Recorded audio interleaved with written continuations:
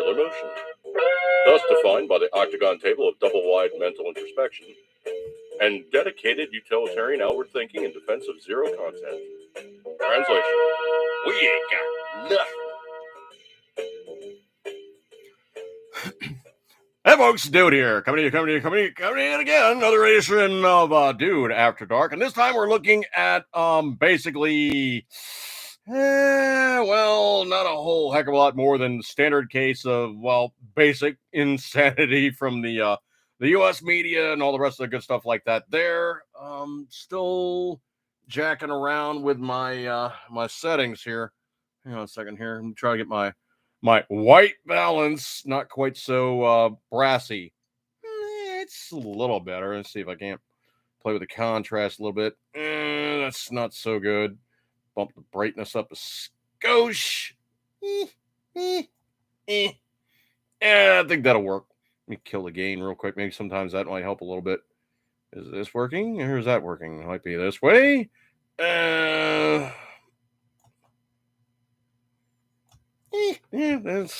Whatever. It's good enough. I don't want to get too bright, too brassy, and way too much stuff going on. But anyway, look at this things as it is. Oh man, I gotta tell you what, my stars and garters. Holy crap! There is like a scintillion of insanity going on with pretty much everything at all with U.S. news media and their usual stupidity, them sucking up to pretty much anything that their guy does. They're just like, oh, you're so brave, this is amazing, oh, we love you so, oh. And it's just the most fake, fictitious, farcical. I really want to use more F words. All right, anyway, it's fake, okay? That's the easiest way to say. It is just it's fake, okay? It's just there's no other way to say it simply that, well, it is just it's just king fake, okay? That's about as nice as I can put it, okay? Patriot Fever 1, 2, and 3, and adult Patriot Fever. Holy cow, man. We got a room full of Patriots. Good times. Let me crack a beverage here. Excuse me one sec. All right, let me jump right into it right off the bat. Now, there's been a number of platforms that have been postulated, shall we say, as the do-all, be-all, end-all, easy fix, potentially means of addressing the censorship going on between Alphabet Corporation / Google / YouTube. And the way it's been expressed is essentially that YouTube has certain items that they just say, you know what, Thor's hammer, we are not going to allow that to be on our platform. Case in point, I put out a video where I was criticizing COVID response or something Fauci related or something along those lines. And I think the video was actually called Virus Alert. Like I was being a smart ass about, that thing of which we shall not speak of yet again under the threat of being tossed, just unceremoniously by YouTube. And, it's just them doing their things and thinking that, well, because we've said it and we've decreed it, we will have no way other than for you guys simply to kowtow, and we will deplatform you. And yes, you will not be allowed.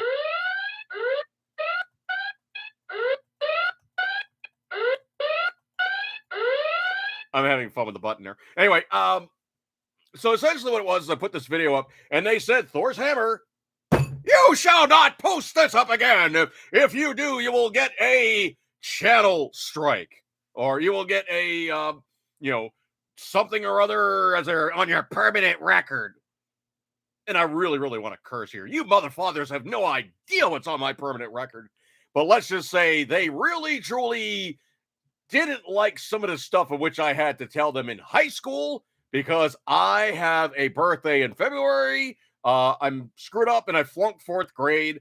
So I was going into my senior year with age of majority, okay? I was 18, all right? And they really couldn't tell me jack, because as soon as they tried to tell me jack, I'd say, look, dude, first and foremost, I'm an adult, okay? You could tell all these little kids here anything that you want to, and you can think that you're, king squat.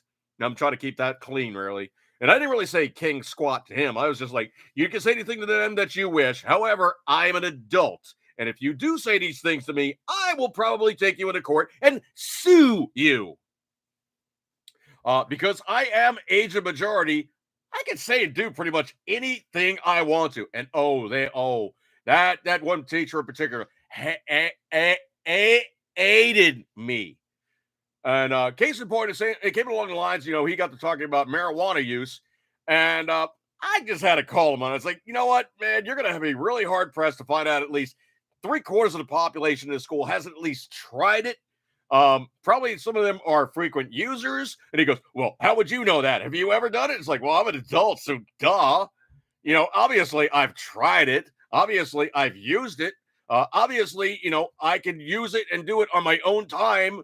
And as long as I'm not possessing any on school grounds and I'm not doing it openly in front of you, there's nothing that you could say or do to me to inflict upon me your wishes, virtues, or control points therein, because I'm an adult. Okay. He hated that because I called his bluff. I was like, you know what, dude, I'm an adult. You can say anything to these kids that you wish to. Don't try it with me. Okay. I'm only here marking time until my graduation day. And then you got nothing to say to me. As a matter of fact, you really don't have much to say to me here except for curricula. And if it's anything other than curricula, I don't even want to hear it because we're two adults conversing here. Okay. And oh man, the other students are like, oh snap. Oh, dude just got his balls taken out through his butthole. Yes, because I wasn't about to tolerate this control freak butthole who's suffering tiny weenie that pretty much you're going to try to control me and tell me what to do, because dude, I was an emancipated adult at that point. I was working a job besides going to school, and I was about to take his crap. Donna Rosie, appreciate you coming by, dude. Let's see. Patriot Fever, Joe versus Dude tonight on quality, no competition. Oh man. Yeah, Joe Kaka. I got a couple cute stories about Joe Kaka. Stay tuned on that one, man. But Donna Rosie, dude, appreciate you coming on by, man. So let's see. Looking at things in the room. I got a couple people hanging out with me now. Good stuff like that there. But anyway, like I said, deplatformed and all the rest of this stuff on YouTube. Kind of gone rowdy round on that one. But of all things, Rumble is not an alternative to YouTube. And here's the reason why. And I got to open another link here, but this is news from gab.com, of which I am a very well ascribed member, shall I say. I mean, I got a couple channels there and I do my stuff and what have you. But anyway, what it is Gab News is showing that this is true. And anybody with a holes in a couple points of intellect should realize this one. Rumble. So everybody goes, oh yeah, you can post your stuff up on Rumble. YouTube can't say squat about it. Blah, blah, blah, blah, blah, blah. No, dude. No, Rumble is not a good alternative. Rumble is run by going north. Actually, that way, north. Going north. Rumble is a Canadian company. There is no Constitution up there. There is no First Amendment up there. And more importantly than that, they will scrub your stuff. So, what do? They posted this up, and this is from Andrew Torba, who is one of the bigwigs over at Gab. And he posted this up on December 9. Quote, Canadian video platform Rumble is once again showing the true colors this week after threatening competitor and actual free speech video hosting platform Odyssey with legal action over a tweet. Now, Odyssey is pretty much like, we got an itch here. We got an itch. Check out the itch we have. So anyway, as National File reported back in June, Rumble abruptly changed their terms of service to ban quote-unquote hate speech and quote-unquote anti-Semitism on the very same day that Donald Trump joined the platform. Imagine that. If that sounds exactly like the same terms of service big tech platforms use to censor any and all dissent, that's because it is. And I got this Twitter link here where Odyssey team is going on about, supposedly threatens this, that, and the other thing. So the tweet from Odyssey questioned the authenticity of Rumble's traffic. So what they're doing is they're saying, you guys ain't near as big as what you're selling your platform as.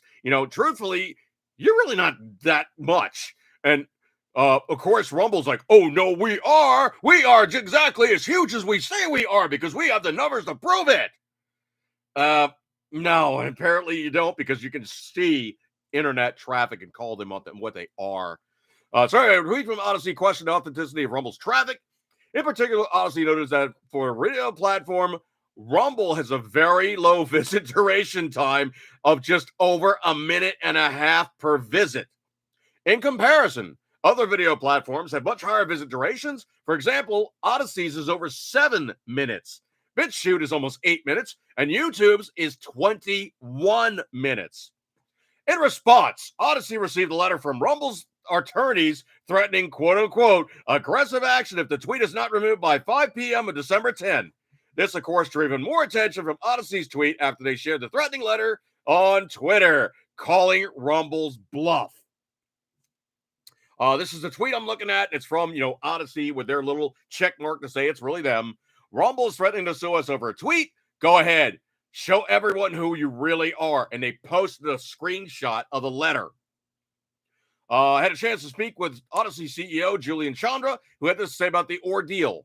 I used to have a lot of respect for Rumble's supposed admission. Of course, their action here exemplifies what their actual priorities and attitudes are concerning open discussion and speech.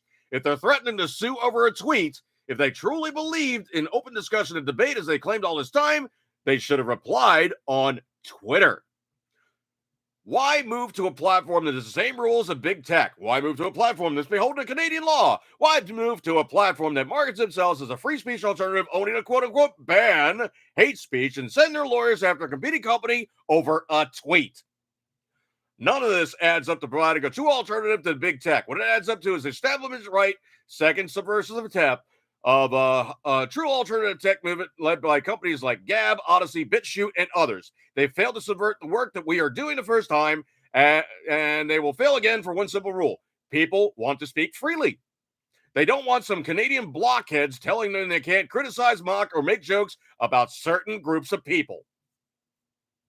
Rumble's terms of service are now no different than any other big tech platform. The main difference is, unlike Rumble, the big tech platforms are at least American companies and have the opportunity to defend free speech protected by the First Amendment, as companies like Gab and Odyssey are. Rumble, as a Canadian company, does not. So as conservatives being told by the talking heads in conservative ink circles to use Rumble, these are the things they should bear in mind. Andrew Torbo, CEO, Cab.com. Jesus Christ is the King of Kings. December 9, 2021. Patriot Fever asked in the room, so what is the best alternative to YouTube for now? Well, I don't get the traffic, but I know for sure I could post up anything. And once in a blue moon, I do get people, to check out my stuff and they see my posts. I rather like Gab. It's not the same thing as MeWe. MeWe is like so in the ethers now that, I don't even really check into MeWe all that bloody damn often, except maybe like a month or two. I'll check into MeWe just to see what's going on. And usually there's nothing. It's completely flat, dead, nothing. I know that there is Parler. Parler, really, unless you are a big media guy with all the notoriety and all the, the tchotchkes and all the rest of that fun stuff. Yeah, you're going to have, a bunch of people glomming on, and it's basically like conservative Twitter. So in that instance, Twitter's the same damn thing. The only thing is with Twitter, sometimes you post something they don't like and, you basically get jammed for, your post, and you get a 7-day as opposed to a 30-day like on Facebook. I think Gab is pretty much it. Only problem is right now it just doesn't really truly have the press. Yeah. Man. Oh, this is going to be my first COVID story of the night. And this one is a good one. Just give me 1 second here. I need another swig.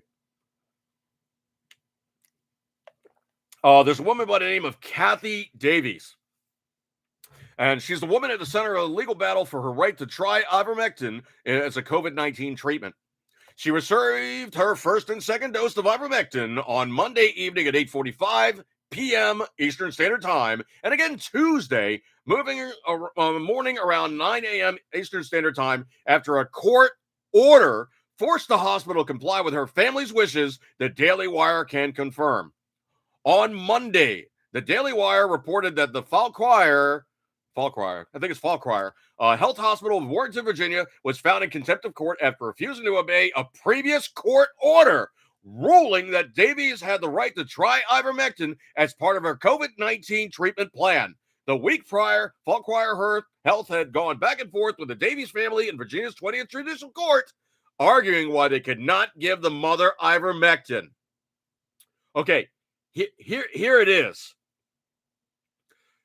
In 1992, Bill Clampett Clinton, the guy that basically took the cigar and, with, what's her tush? Yeah, that guy, Hillary's bedmate, if you want to call it that, signed legislation in 1992 that says emphatically, no quotes, no Bravo Sierra, no italics, no way to say, oh, well, it's squishy around the middle. No, what this piece of legislation states is you have the right to accept, deny, or request any medical treatment to yourself and your body any way you wish to do it. They cannot force treatment upon you.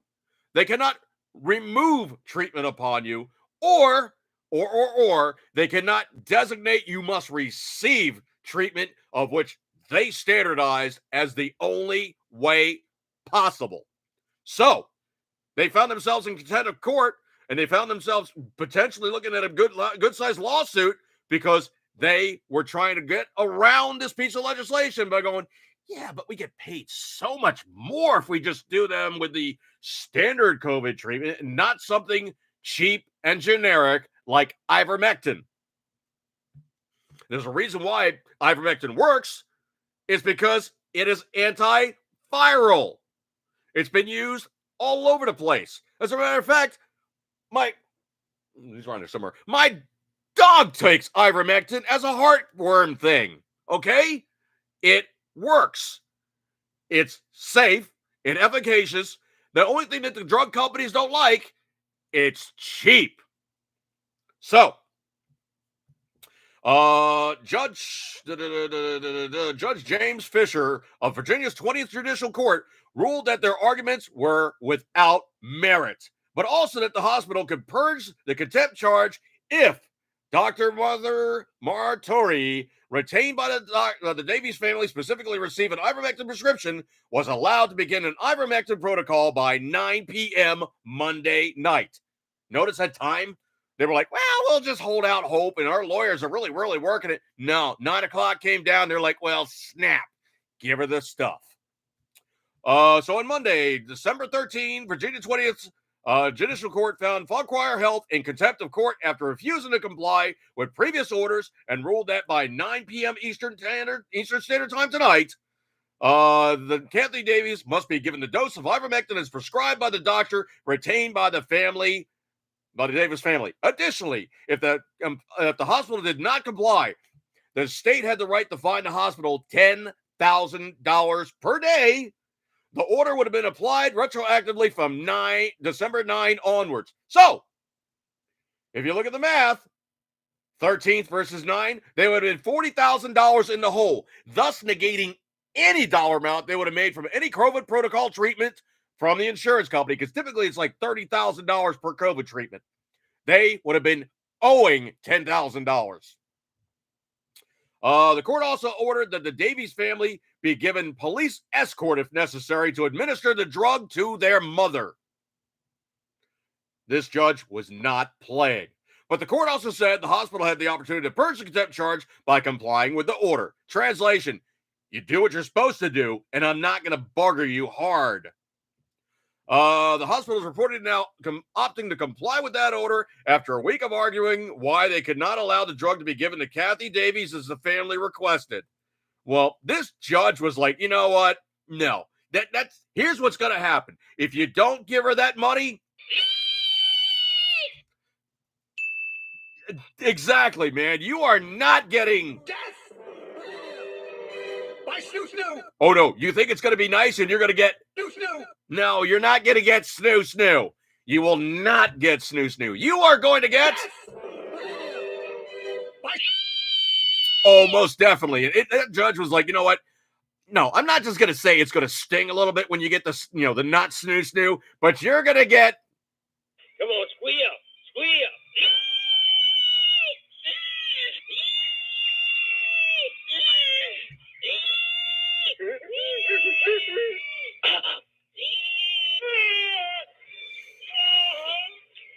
Yup. You are going to get it long, hard, and completely without a kiss. And, well, things are just, no, it's just not going to work out for you, okay? Let's just say that you're really, truly not going to enjoy it when it gets done with you, okay? You're just going to get, well...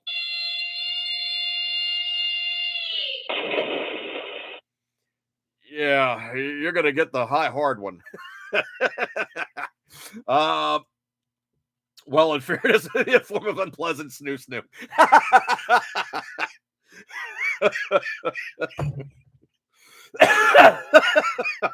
Okay, you got me on that one, Patriot Fever. That's that. It would be definitely unpleasant snoo snoo. Wow. Okay, I don't know if you guys caught up on this one or not, but this one's posted up from John Ashbrook at John Ashbrook on Twitter. NPR PBS. Okay, read like the two most stridently hardcore, butt sucking, just brown nosing establishments to the Democrats. Why? Because they've charitably given them way too much money to operate with public funds. Disgusting what these guys have managed to do over the years. But anyway, a new poll has shown that Democrats don't want Joe Kaka. Yeah, man. We're talking about Joe Kaka's not going to be looking so good. And could be said that, well, they want somebody else. So looking at the poll numbers are currently, they're showing 44% want somebody else, 36% want Biden, and 20% is not sure. Okay. Those numbers are sketch as hell, man. I mean, anytime they do this, 3% or 15% or whatever the percent, variance and variable, and we can't get the numbers straight. The 20% that are unsure are saying, yeah, we really, really screwed up here and we put this guy in place, but we don't want to admit that we're a bunch of blanking retards. And then I'm really being charitable by saying blanking retards and not F-tards. But, we all know of what I'm speaking. Remington 1148 says Bark needs to make another appearance. Dude, Bark is Bark's I think in my gun safe. I really haven't played with him much. He's around. I really, it's actually been quite a while since I've gone out to the range because I've actually been doing Project XYZ. Project XYZ is essentially making maximum cash fundage and stashing cash because I'm not really happy with what's going on with the financial aspects of the U.S. economy right now. And I want to be able to not have to go to the bank and go, oh, Mr. Bank, can I get my money out? The bank goes, yeah, about that. We're putting a limit on how much money you can extract from your account daily. I don't like those odds. I look ahead and I see Venezuela. I think I'd rather have, some cash in hand, secured, obviously, someplace and ensconced in safety. But I'm working my ass off to have my cash in my hands. That's Project XYZ. I really am charitably thinking, okay, leave some amount in the bank. Actually, the thing about it is I have my working account, which is, kind of like my fun money. And obviously, my vehicle upkeep money, obviously bills and car being worked on so I can work. But the thing about it is I want to have some liquidity. So let's just place it like that. 1148 says, or Remington 1148 says that Bark video made me a subscriber. Loved it. Hilarious. Dude, I got to tell you what, man. There's nothing more fun than going into a gun range, indoor range at that, with a under 14-inch AR rifle or pistol. The concussion and the sound level is nothing short of just amazing. And literally the target was like 25, 30 feet in front of me, and I'm blowing the target around with the muzzle blast. And it's like, Couple first shots, bang, bang, bang. It's like, this is working pretty good. The place stopped. I mean, literally, the entire gun range stopped. It looked like the horses at the racetrack where everybody's kind of like looking outside their stall, like, what the hell's going on down at that other end there? So, I basically ran through the magazine, got done with that, back up, and I'm kind of like, yeah, works really good. A couple people like looking around like, what the snap did he bring in here? Yeah, it was a hell of a lot of fun. If you have the opportunity and the wherewithal, build an AR pistol. It's not going to be the most accurate, and it's not going to be the most practical, but I guarantee you, when you get done playing with that thing, you're going to have a smile on your face that a dentist can't extract for 2 weeks. Guaranteed. Scrolly. I did not believe this news story when I read it. Patriot Fever says, bark, more fun than Ma Deuce. Well, I got to tell you the truth. I actually have a friend with a Ma Deuce. And at $3 a shot, if not $4 a shot, it gets a little spendy to take the Ma Deuce out. Never mind the fact the damn thing also weighs like 90 pounds. The mount weighs another 30 pounds. So you're talking 130 pounds, almost a firearm you're toting around, basically take it out to the range and going, book, book, book, book, book, book, book. And also there's not a lot of ranges in Maryland that like 50 caliber belt-fed machine guns, okay? So it's not like I take that thing out with my friend all the time. Actually, to tell you the truth, I don't think he's taking it out, much, period. But the other beauteous thing about the Ma Deuce is it's not just buck. It's actually single shot trigger as well. And if you do a little research, Carlos Hathcock actually zapped a kid on a bicycle way the hell out there using a Ma Deuce. And basically, he shot the bicycle out from underneath the kid. The kid was riding down the trail. Hathcock had it all marked out. And he's like, yeah, this kid's got AKs slung all over him, ammo belts and all the rest. He goes, I don't want to kill him, but I'm going to make him stop. So basically, he literally shot the bicycle out from underneath him. The kid grabs one of the AKs, racks the bolt, and just starts spraying into the jungle, and of course, Hathcock at that point was like, sorry, dude, basically, dropped him right there. And he got one of the longest shots up to that point in terms of a sniper fire onto an individual in combat. I think he actually had the range record at that point until, the Canadian guys broke it and all the rest of those guys broke it. But they weren't doing it with, a Browning 50 caliber Ma Deuce machine gun. Okay. Wow. Let's see. Scroll. I got to tell you though, the Ma Deuce is a hoot. In the Marine Corps, we got called on those things. And the only thing you really got to worry about, well, back when I was in, you had a tool and you literally popped open the top cover. You had to set the headspace, reach down, click, set the timing, click. Make sure everything is square, run the bolt back, couple dry fires, make sure everything runs correct. Then you squeeze off one round, you catch that piece of brass, you take an eyeball on it. Okay, it all looks good. You go one more click, you fire it. If it doesn't work, you back off that one click, you lock it down. The modern Ma Deuces don't do that. You simply throw a barrel in there, ka-ching, bang, boom, you're going on down the road. The old Ma Deuces, if you didn't do it right and you shot it out of headspace, two things were going to happen. Number one, you blow the cartridge up or you shoot the barrel out of the gun. Number two, the bolt shears off and goes flying out the back and hits you square in the nuts, and you ain't making no more babies. If you're lucky. If you're shooting it like this, yeah, you got a bolt going right through your face. People have died like that. The Ma Deuce, the old generation was an unforgiving beast if you didn't check and make sure the headspace and the timing was right. The newer one, you throw and go. I mean, you click the barrel in place and just rock. But I do like the Ma Deuce. Don't like humping it, but it is an awesome piece of ammunition thrower that has been around for a long time for a reason. As for Bark was just an awesomely fun project to put together, and it's just fun. There's no other way to say it other than it's just fun. Build yourself a pistol size AR-15 pistol. Oh, my stars and garters, 7.5 inch, 9 inch, 8 inch barrel, whatever you can get. Yes, it's fun. It's a fireball monster, makes a hell of a lot of noise, doesn't really shoot the most accurately, but it's fun. It is fun. Looking back in the room, Donna Rossi says, pulled out enough SHTF cash, equal amounts in various denominations for food bills, rent, car repairs, etc. Kind of what I did. Donna Rosie, I miss Bark. I like seeing the handheld AR-15. If everybody had a Bark a few shots and nobody'd want to screw with you. Oh, dude. Oh my God. One of my friends, the same guy that actually has the Ma Deuce, he got a hold of the afterwards.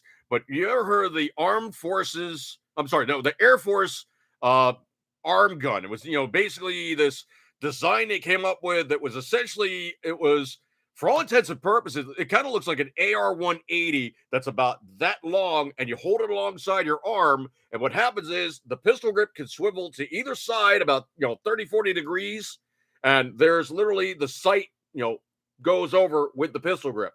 So the pistol grip actually flexes around a little bit. The trigger and the safety is all in there. If you go back to the action, it's really kind of like a bullpup. So the magazine is almost down in your elbow, and you basically lay the rifle alongside or inside your arm. And essentially, you pretty much just kind of, one arm it or two arm it. But it's basically about an 8-inch barreled AR. We took that thing out, and it sounded like a Bofors gun going off. So I can only imagine what it sounded like inside the gun range when I was shooting Bark, because that arm pistol was like, boom, boom, boom, boom. It was concussive. It was loud as all snap. I really want to say the F word. But yeah, it was ridiculously loud, even outside. The druthers is, it just really was not that most reliable. I mean, it really, truly just did not work reliably. Bark is reliable. I mean, the only thing I really did that's crazy with Bark is I put a decent trigger pack in it. That's literally the only thing I did that's kind of like, off square with it. Otherwise, Bark is Bark. I mean, it's basically just an AR pistol. That's really it. Looking in there, it says, help the mess maker though. Well, the only downside is, ARs, any kind of 5.56 weapon system, they are length dependent. The difference between a 14 5-inch barrel and a 7-inch barrel is somewhere in the order of about 600 or 700 feet per second. The rifle length AR-15s, M16s, will punch out a 55 grain bullet at about 31 to 3,300 feet per second. A 67 grainer or the 62 grain, SS-109/N855 rounds, it's still putting them out at like about 2,900 feet per second. That is an effective man stopper. Truly, it's an effective man stopper. When you go down to those shorter barrel lengths, you're pretty much punching them with pretty much a really, really loud 22 Magnum. I mean, it really loses that much ass. So you got to be really careful about that.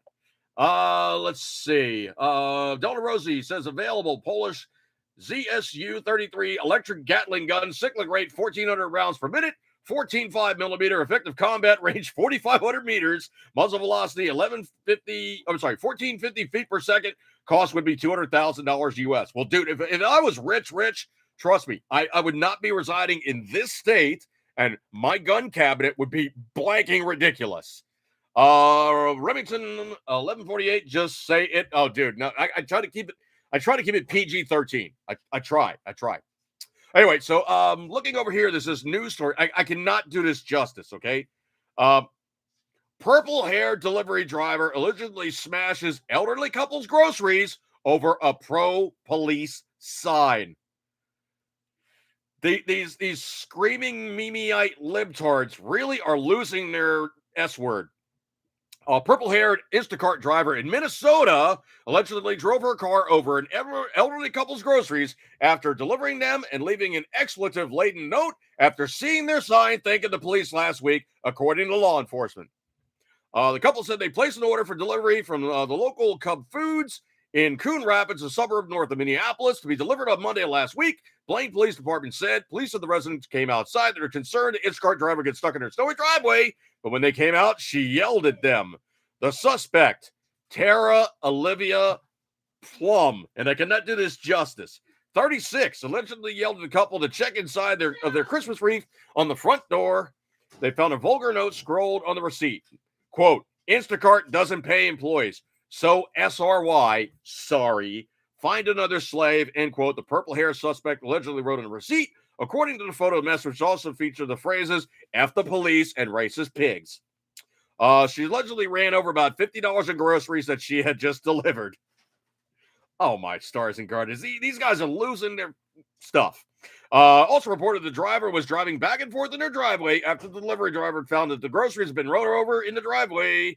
Police sent the press release. So they posted a photo of the destroyed groceries in the Facebook. Coffee, creamer, bananas, soda appeared to be, pile of ruined food. Plum lashed out at the couple over their side reading, "Thank you, Blaine PD, Police Chief Brian Podani," said. Sign included a heart, said, thin blue line flag signifies support for police. Instacart said Plum has since been fired as an Instacart driver. The delivery service said it also refunded the couple or their grocery order.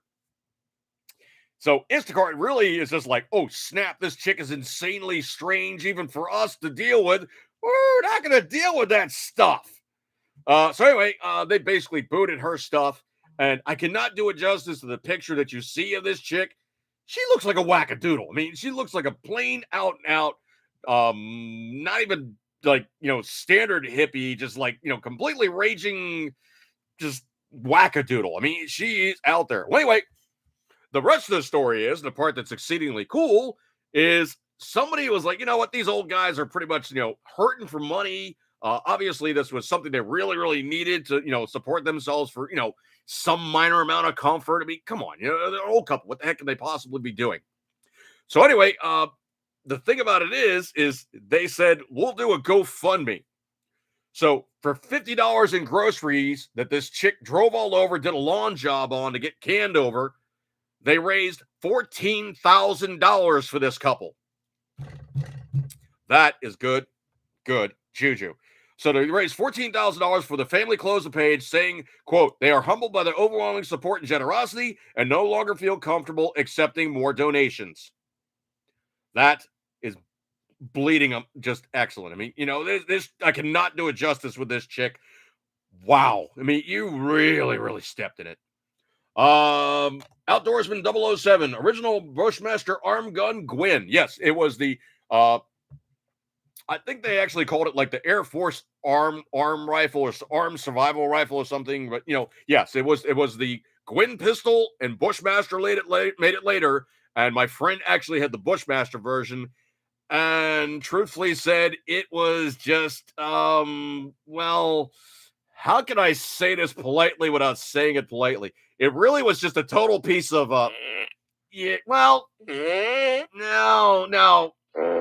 Yeah, it was one of those. It was a total piece of, yeah, it really just, yeah.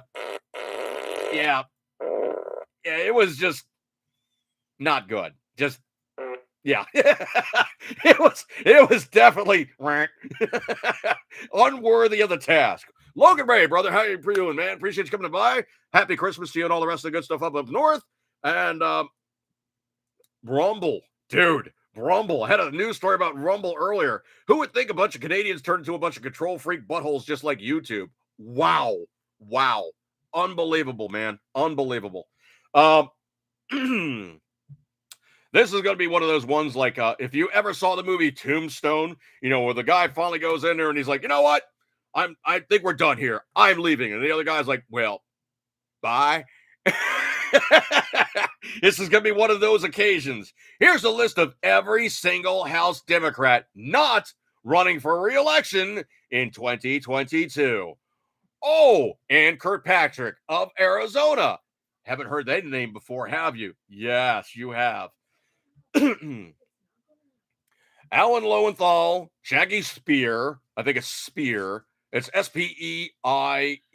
So Spear and Karen Bass of California. Bye-bye. Val Demings and Charlie Crist. Charlie Crist, you've heard that name before, of Florida. Why? Because this is the first blanking time we've seen Florida flip very hard red. And these guys are seeing the writing on the wall. They're not going to win. Sherry Bustos of Illinois. Not going to happen. John Yarmouth of Kentucky.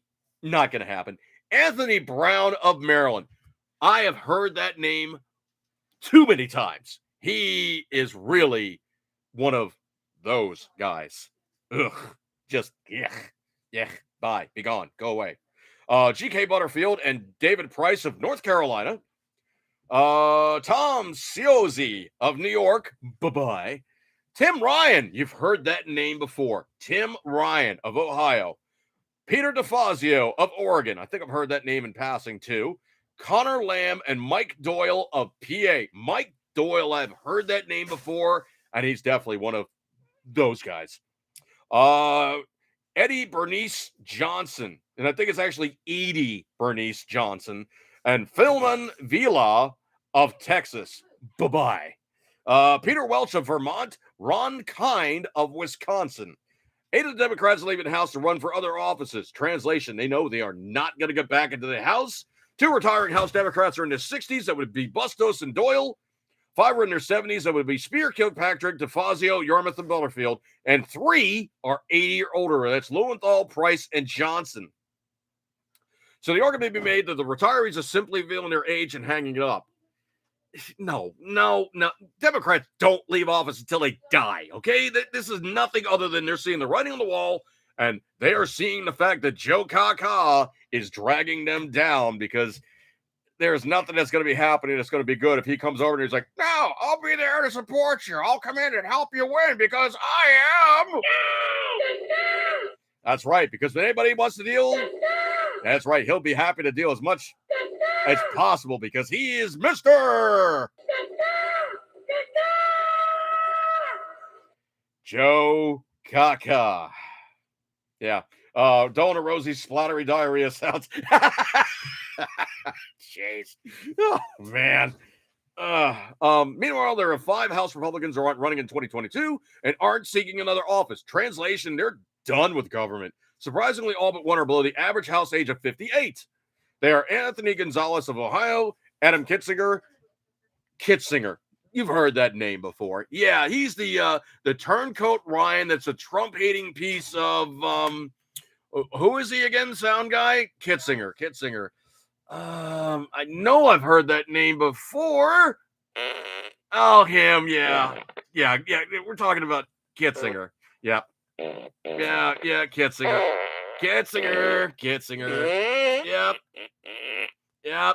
Yep, Kitzinger. Okay, so let's see.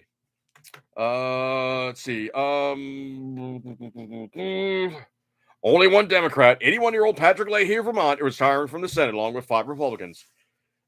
These guys stay in office so bloody damn long. It's just ridiculous. Let's see. Scroll. I don't know if you guys heard about this one or not, but General Flynn will be allowed with his family to sue CNN. That's just too cool. I mean, this guy basically got like the Sandman treatment, and it wasn't allowed to because it was in the military, and they basically held him out to dry because it was in the military. And of course, they try to lie and screw and play with him and all the rest of this fun stuff because that's what they do, okay? But it's now coming down to the point that he could sue them. And also, well, a lot of these news agencies have lost in court. Bad. Like I hope that, Colin Rittenhouse goes in there and proceeds to do the Sandman treatment on him and bankrupt CNN. Then I hope, General Flynn goes in there and proceeds to just pick up the pieces and go, you know what? I've always wanted a news organization. Why don't you just give it to me along with some capital to get the thing running, and we'll get it going. So anyway, just saw a tail going behind me. I was kind of wondering there. I don't know if you guys caught up on this one or not. This is one of those, why would you build this things? Well, I'm talking about nothing other than the 3rd generation. This means that there is a bunch of people who are stupid enough to buy the first 2 generations. They're talking about the smart typewriter 3rd generation from the website getfreewrite.com. So it's the FreeWrite Smart Typewriter. What is it really? It is a typewriter-sized device that kind of looks almost like those old devices they used to use in the courtroom with more keys. What does it do? Well, it's got a little dinky display, and it types to the cloud. Folks, it's $600 for this thing to type to the cloud. Let me put this in perspective here, okay? I'm rocking right now an old tablet with a Bluetooth keyboard. I bought the Bluetooth keyboard with the case for like $30. You can take any Bluetooth keyboard and run it off any Android device, run it off any Apple device, run it off any laptop with Bluetooth enabled stuff. You don't need to buy a $600 quote unquote paperless typewriter to type to the cloud. And they're like, oh, the new design includes the latest generation e-ink panel for warm front light for easy reading indoors, outdoors, during the day or night. New keyboard, which basically feels like a typewriter keyboard. Longer battery life, updated software. Folks, it's $599. Why would you spend this kind of money for an e-typewriter? Some people have entirely too much time and money on their hands to do entirely stupid things. Wow. I mean, okay, I'll put it in perspective here, okay? Literally, if you want to type to the cloud, you can do it with a keyboard. You don't need to buy some $600 fake typewriter. Wow. It makes absolutely no sense. Stories coming in here from RepublicanDaily.com. I cannot begin to do this one justice, folks, but this is one of these good ones. I cannot do this justice except for simply saying for what it is. The lack of people moving to California is so bad, it's surprising researchers, but it shouldn't. California is being considered the crown jewel of the United States. Its beauty, character, and represented opportunity. There's so many songs about California, can't name them all. It's a place where everybody can fulfill their dreams and be somebody. California became a shadow of its former self. Today it's overregulated, crime infested, so filled with homeless people, you're more likely to run into a used needle in a pile of human excrement than a sensible place to leave, at least anywhere near the major cities. It's sad, really. A state so full of life and progress has been reduced to what it is, thanks to overwhelming control by Democrat lawmakers who've had little in terms of competition for a long, long time. Corruption can be found from the top down despite the best efforts. California's Republicans are going to do so much against the overwhelming amount of Democrat power. As Red State has reported various times, the amount of people fleeing California is pretty amazing to look at. And we're not just talking about regular working citizens. Big name celebrities, CEOs, and even entire corporations have been relocating to the greener pastures of red states like Texas, including Tesla. Tesla just said they're moving their headquarters from California to Texas. Ouch. Ouch. Ouch. Interstate migration is a new thing. Lots of people leave the states all the time. What makes California such a weird case is that everyone is fleeing. The amount of people moving to replace them is surprising the researchers. Reddy knew it was bad due to California losing the entire House seat from the population loss, but researchers found a far larger number than originally predicted. Yeah, this isn't good for any state. Less population means fewer taxpayers, fewer businesses, fewer goods and services, fewer workers, pretty much fewer everything except state debt. The writing is on the wall. They aren't moving to California in droves. They're moving to Texas or Florida, which are two of the reddest red states in America. They're moving for a better run state as better, lower cost of living, far less crime, and more opportunity. That's the only thing that's largely reflected the kind of mentality and ideology that sent California spiraling to the dirt. California got woke, and now it's going broke. Wow. I mean, we've seen it happening, folks. It's just writing on the wall. It's truly writing on the wall. I saw this interview, and I cannot do this credit. I don't know who the guy is, but there's this black interviewer by the name of Charlemagne, and he was interviewing Horizontal Harris, shall I say, Kamala. He was interviewing Kamala. So Kamala was doing this interview, and he asked her a question, and it's like, so who's running the country? Is it Joe Biden or is it Joe Manchin? And she said, what? And he's like, oh, you can't hear me? And there was this aide yelling in the background going, no, we're done. And she's like, no, wait a minute. I want to answer his question. I want to hear it. And the guy's like, oh, so you can hear me now. Okay. And they were going back and forth about, he couldn't understand. She couldn't hear this, that, and the other thing, jerk, pull, the aide trying to save her bacon, as it were. Just give me 1 second here. So anyway, the long and the short is essentially he finally got the question posited to her. So who's running the country, Joe Kaka or Joe Manchin? And she's like, oh no, the president is Joe Biden. There's no way. So anyway, the long and short is essentially, basically, he stuffed some sand in her sandy place, and she didn't like it. I cannot do it justice. You really, truly got to see this. It is truly, truly hilarious. Basically, she loses her S word, and it was fun to watch.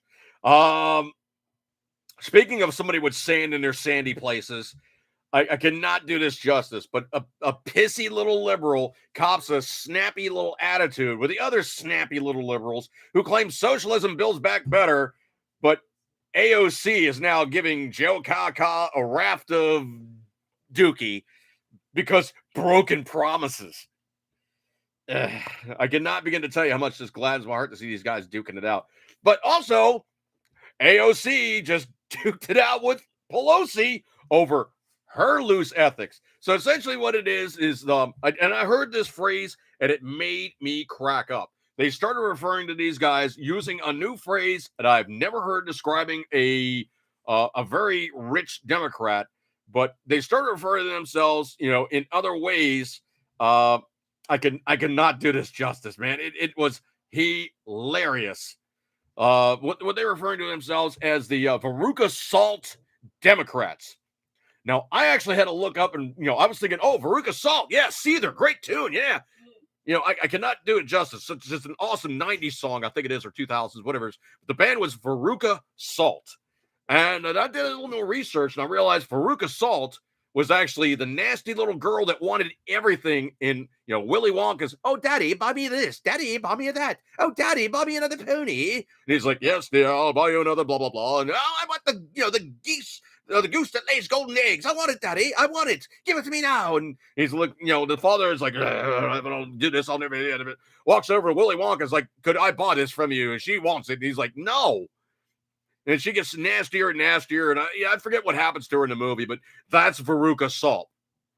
But anyway, what they're referring to now is the Veruca Salt Democrats is those guys who have so much and they basically flaunt this stuff. And they have this immense wealth, and there's the jealous Democrats that don't like the rich Democrats because, the Democrats are, they supposedly are, the party of the everyman, unless they're rich, and then they really, truly are just the party of the other guys. Remember that for what it's worth. But anyway, she basically duked it out with her, and it's been hilarious. But anyway, press conference earlier this week, reporters said Nancy Pelosi, an insider report of 49 lawmakers and nearly 200 staffers who violated the Stock Act's disclosure requirements required last year. So, should lawmakers be banned from buying and selling stocks? A reporter asked her. No, Pelosi replied. We're a free market economy. They should be allowed to participate in that. There's a slight problem in that. If you use IPO or initial press offering, I think it is, or whatever it is, but the IPO offering of a stock, that is proprietary information that is only supposed to be in the corporation of what that opening price is going to be, how they're going to sell it, if they're going to sell it short, if they're going to sell it long, how it's going to fit into the stock market. That is very proprietary information that is supposed to be secret. If you have that information and you use it to enrich yourself in the stock market, guess what? Well, you're going to have a couple agencies chasing you down going, how did you know this? And why did you put this money in there in that dollar amount to know that you were going to make that kind of a, good buy before the thing blew up after the initial offering? You're going to get hosted. You're going to get hosted very nicely in a federal pen because they don't like that kind of stuff. Well, the dirty little secret is in Congress and in Senate, they don't have to worry about IPOs. Those guys can play fast and loose with that stuff legally. So the stuff that would get you tossed in the can, they can do. Yeah, disgusting. Martina Sasquatch, peace and may Woden bring ye many gifts. Martinez, dude, I've been wondering what's going on with you. I haven't seen and talked to you in a while, man, but I'm glad to see you stopping by and saying, hey, okay? Hope everything's good with you. Let's see. Scrolly. Another one with the Veruca Salt Democrats are living after Joe Manchin sticks a fork in the build back busted. It's hilarious, man. It really truly is hilarious. I don't know if you guys heard about this one, but supposedly this is kind of one of those don't do it's, okay? But supposedly there's a preacher, and this guy really, truly, he brings liberalism into the church that never, ever should be there, okay? I mean, outside of protests, there really shouldn't be anything this disrespectful except for truthful preaching of the gospel. This is humanism. What this guy is doing, this is not preaching the gospel, okay?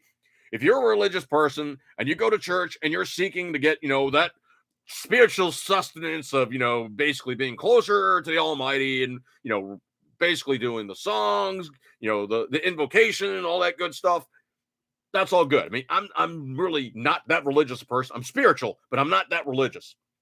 But anyway, this preacher, there's this preacher, Aaron Musser, a seminarian who preaches at the St. Luke's Church at Logan Square in Chicago, decided to dress in drag as a sermon illustration of a quote unquote dress rehearsal for the ultimate joy experienced upon the return of Jesus Christ. Last time I looked, Jesus wasn't like, hey man, check it out. I'm gonna duff the beard, put on some good wig, get some heels, put on a nice dress, basically dress up the face with some makeup, I'm gonna get myself really, really whored up and you'll see me for where I really truly am. I don't remember that in any part of the gospel stating that, Jesus was a cross-dresser.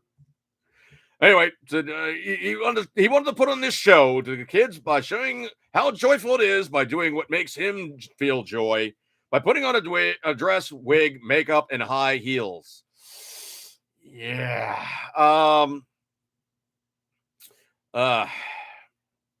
So anyway, after reading a passage from the Gospels, the drag queen in dress looked down at the liturgical vestments and invited the children to come forward. Quote, "This is everybody's first time they've ever seen a drag queen," he asked the kids. "Well, hello. I am also a boy most of the time when I'm here. But today," tossed his hair repeatedly, "I am beautiful today," he said. This is yet another occasion for those times where you go, this is going to be one of those churches that I'm just not going to attend. And guess what? I ain't sending them a dime. Wow. Just wow. I mean, talk about completely inappropriate and just disrespectful. Speaking of completely inappropriate and disrespectful, Joe Kaka, he's made it known and basically threw Kamala under the bus yet again. I don't know about that one, sound guy. I don't think it was quite that. No, it wasn't that one. Well, he threw her under the bus, okay? I mean, we're talking. I'm not feeling that one. Okay, yeah, that one. Okay, that one was good. He took Kamala and threw her under the bus because he said, guess what? I'm running in 2024 as the leader of the Democrats or the presidential nomination. I will be that guy. Dude, I got bad news for you. It's 2021 and you're not that guy now. So how are you going to be doing 3 years down the road? I guess we'll wait and see. I can say most empathetically, looking at things as it is right now.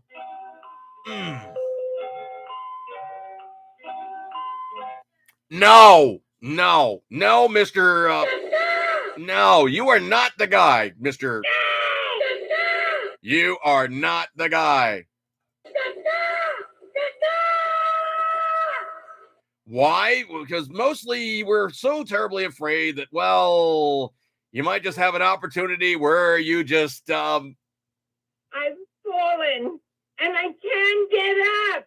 Oh, we're definitely afraid of that one. But anything is potentially possible. So we're not we're not worried about that. Patriot fever. Insider trading, the enema of all Democrats. Oh, it definitely loosens the wallet up quite nicely, I'm sure. Oh man, I cannot do that justice. This one, you know what? I think I'm probably just going to end on this one, but there's a couple other stories I have, but I think I want to truly just end on this one. Don't want to make the show too terrible long because I know you guys got like Christmas stuff and family stuff and all the rest of that stuff, but this one I don't know why this went past the editors and it got on news.yahoo.com, but this is like, wow, I cannot believe that something this imperialistic, jingoistic, and pro-American was ever posted up on news.yahoo.com. But anyway, what this guy said is people are sharing, this is from BuzzFeed, people are sharing the things that the U.S. has, Europe lacks, and suddenly I am feeling proud to be American. Ugh. I mean, right off the bat, that's enough right there. Number one, good Mexican food. Worst meal of my entire life was at a Mexican place in Slovakia. That right there is a punchline. Patriot Fever. The DNC went to clean up the office. I'm sure because I'm sure Kamala basically squatted in the corner and said, "No, this is mine. I'm marking my spot." Holy cow, Patriot Fever. That one's good. Worst. Okay, so good Mexican food. That's really funny to say that America has good Mexican food because, well, we're like the culture of other cultures. I mean, we adopt everybody's stuff. We are not afraid to say, hey, that's really good. This becomes part of our stew pot. It is now part of our stuff. Why? Because your stuff is good enough that we want it to be here. Your stuff rocks. And barbecue, delicious smoked barbecue, obviously. There's no Florida man stories in Europe. Outlets with 120 volts, supposedly the adapters are bad.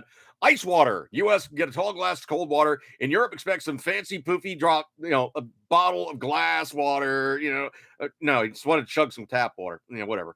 Currency has a bill for $1. I do wonder how our Europeans tip strippers with European coins. Well, there's that. Normal size refrigerators, their stuff small. Sinks with garbage disposals. Europeans don't do garbage disposals. College sports. I'm not into college sports. Candy. Supposedly, European visit the U.S. 16 years ago, still thinking about amazing sweet selection. Please send Twizzlers to Slovakia. Wow. Don't have air conditioners in Northern Europe, which is pretty much a requirement in the United States. Larger food portions. Example, a small or regular size meal is considered large in European countries. Automatic ice dispensers and refrigerators. In fact, it's such an American concept, you only find refrigerators that are labeled American style. Interesting. Now, this one kind of struck me as hilarious, mostly because this is like a Star Trek thing. If you guys ever watched Deep Space Nine, there's a character by the name of Quark, and he's a Ferengi. Being a Ferengi, obviously, human things, human things are obscenely strange to him. There's a lot of stuff that really kind of doesn't jive. Like one of the episodes, he was talking to a Kardashian, and he's like, "Yeah, these humans, they're this, they're that. These other things is like they're insidious. You can't get rid of them." And it's like, "Well, what do you mean?" He goes, "Well, here, try this." And he puts this glass down in front of him. He goes, "Well, what is that?" He goes, "Try it." And he takes a sip and he goes, "Oh, that's horrid. What is that?" He goes, "It's root beer." And he's like, "Root beer? What is root beer?" He goes, "It's like the humans, you don't like it at first. It's disgusting. It's so sweet and happy and fizzy, and it's just something you don't really get into. But after a while, you kind of get used to it. Then longer, you kind of crave it. Then after a while, you can't live without it." He goes, "The humans, they're like root beer." So anyway, this guy says root beer. It's a popular beverage in the United States, but visitors from Europe frequently comment on how strange it tastes. Dude, I'm a fan. I love root beer. This one really blew me away that they would say something this patriotic. 15. It's not a physical thing, but America has a sense of optimism you don't often feel in Europe. No, you don't, because they're blank and depressed because the place sucks. I've lived in both Europe and North America, and there's something in the air about the U.S., and it instills a quote-unquote go-for-it attitude in people. I found it in the EU. The idea of doing something risky on your own immediately leads people to think there's no way it will work out. Patriot Fever, absolutely. We have bang bangs. Number 16, ice cream flavor variety. Seriously, British friends are always blown away when I tell them how many flavors I get to choose from in the United States. Legal turn on red, number 17. I especially enjoy that one. 18, 1 million choices in the cereal aisle. Number 19, wide open spaces. Europe is such a little, just condensed. It's like their countries are basically the size of our states, if not smaller. Number 19, wide open spaces. Love spending time in Europe, but man, it's amazing to come home to the U.S., have hundreds of thousands of miles, but nothing but open country to explore, hike, ride, camp, etc. A lot of land that isn't even included in national state parks, which is also amazing. Number 20, cheap price of gas. Not right now with Joe Kaka. I don't think most Americans understand how cheap the gas truly is in the U.S. Just wait till you see the price in Europe. 21, drive-through everything. Drive-through Starbucks, McDonald's. I've even heard of U.S.'s drive-through bans and liquor stores. As someone from Europe, that's a crazy concept to me. 22, pancakes with maple syrup. Most of the time they go savory in Europe. We actually do pancakes right. 23, Grand Canyon. Don't have it at home. It's one of the most amazing places I've ever visited. 24, ranch dressing. Why is it so good and why don't we have it in Europe? I've seen Brits before and they try ranch dressing and they're like, oh my Lord, this is amazing. I wish we had that here. Yeah, and they really truly covet ranch dressing. 25, diners. One of the best meals you will ever have is at an American diner at 2 a.m. Believe that. Believe that. Not just the fact it's there, but yeah, it's just good stuff. 26, more ecologically diverse country. Here in the U.S., we have virtually every climate and ecosystem on the gradient. We do. We truly do. 27, Hot Pockets and pizza rolls. 28, middle-class folks with 2,500 square feet of new construction homes on 4 or more acres. You don't see that where I'm from. Number 29, massive tubs of peanut butter. Cheap. It's rare and expensive in most of Europe, sold only in 4 or 8-ounce containers. Number 30, international food. Most mid-sized U.S. towns in the middle of nowhere boast better Chinese, Korean, Japanese, Mexican, Indian, and Middle Eastern food than most European capitals. Why? Because those guys came from those countries, came here and said, man, my food rocks. You guys need to enjoy it. And we're like, dude, you're right. Your food truly rocks. Number 31, extracurricular activities at school. Playing a specific sport or being part of a team isn't something in schools offering from where he's from in Europe. Cousins live in Texas, and the fact that school has tennis courts and a pool blows his mind. Schools also have small clubs like theater or choir, but they don't compare to those in the States. U.S. high school theater plays can sometimes look like professional productions. It's insane. No, it's the United States. 32, dipping sauces and condiments. We have so many in the U.S. I went to a burger place in Italy, and they didn't even have ketchup. Only olive oil and balsamic everywhere I went. I was really looking forward to going home with some good barbecue, ranch, honey mustard, and buffalo sauces. Boozy Sunday brunch. Other countries I know has it on the only has it is the UK. Most other European countries basically close down on Sundays, but here in the U.S., Sundays are for unlimited mimosas and football. I don't know about mimosa and football. That's kind of no. You can drive anywhere half the continent without needing a passport, knowing only one language. Number 35, around-the-clock access to food. Majority of the world doesn't have late-night fast food restaurants, let alone 24-hour grocery stores. In America, if I need groceries at 3 a.m. in the U.S., it won't be too hard to find. Well, it's a little harder to find now with all the COVID stuff. And I was blown away that this was on Yahoo. As patriotic as that sucker played, man, that was just phenomenal in my book. Absolutely phenomenal. I got a bunch more stuff. I got a cute one for you. You guys have obviously heard of DuckDuckGo.com as a search engine. Well, DuckDuckGo is making its own secure browser. Stand by on that one. No more Chrome or Windblow's suckiness. Stand by on that one. You are going to have a secure browser that searches without all the Google editing for your search results. DuckDuckGo, man, you guys rock. I can't wait for that to come out. That's going to be so cool. Let's see. Scroll. Oh, one more thing. I don't know if you guys heard about this one or not, but this Joe Kaka, unbelievably dark, morbid COVID warning. Oh, what did he say? If you're vaccinated, you have your booster shot. You're protected from severe. Was it? Hang on a second. He did stupid pop-ups. Oh, that's what it was. I want to send a direct message to the American people, Joe Kaka says. For the unvaccinated, You're looking at a winter of severe illness and death for yourselves. Your families in hospitals you will soon overwhelm, Joe Kaka claims. If you're unvaccinated or you have your booster shot, you're protected from severe illness and death. Needless to say, the memes and the Twitter responses to that were nothing short of just brutal, on point, and smacking them upside the PP, because that is kind of stuff that you just don't say as president. I mean, one of my absolute favorites was, who's this for? Unvaccinated Americans who are not going to be persuaded by messaging like this?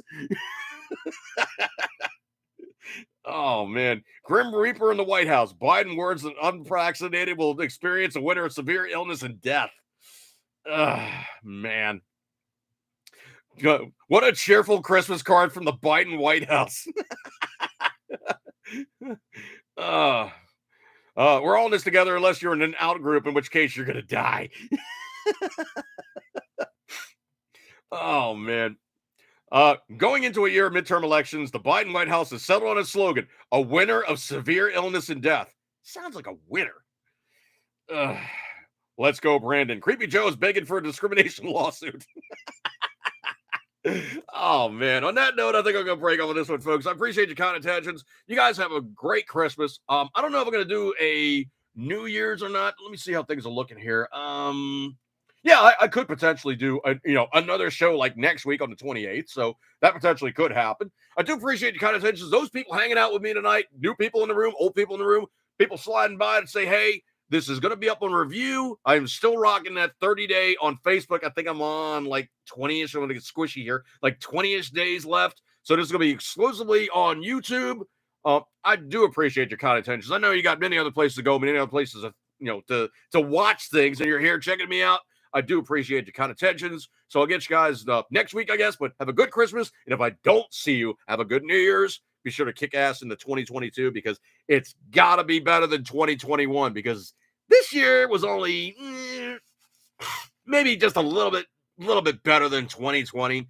And 2020 kind of sucked. So let's just hope that 2022 brings about some good change. We clean out some garbage from Washington, D.C. and the state senates and congresses and, the state's attorneys and all those local pukes that really just tend to muck up the system. Boot those buttholes out. You know what to do. Go in there, throw the lever, and vote. That's the only thing that they understand is when you kick their tails out of office. All right, folks, I'm going to break up with this one. I can't talk today. Eco-Kept Centering is always, you know what, you love it. And I'll see you guys next time. And have a good one. Merry Christmas. See you guys.